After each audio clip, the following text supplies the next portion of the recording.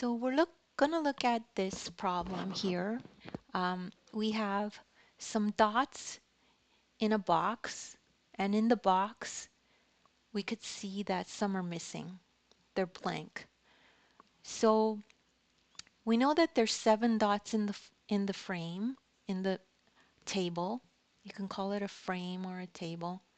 And here's 1, 2, 3, 4, 5, 6, 7. So we know we have 7 dots in this box, in this table, or in this frame, however you'd like to call it. And there's some missing. So we know a full frame or a full table has 10 dots. So let's write that in. So full table has 10 dots.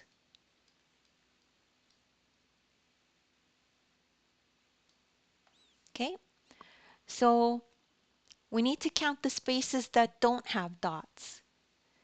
So let's do that. Okay, so 1, 2, 3 spaces don't have dots.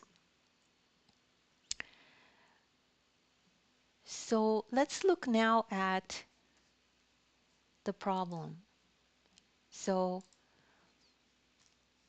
the problem might ask you, how many more dots do you need to make 10? So we already counted how many more we need to make 10. And we found out that there's 3. You could see them in purple.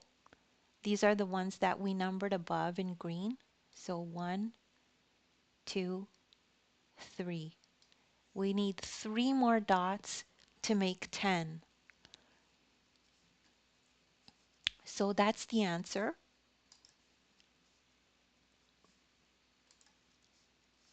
You need 3 more dots to make 10.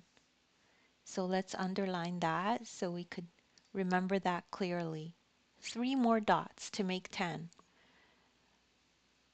And then finally, we know that 7 and 3 more make 10. So that's the answer to this problem.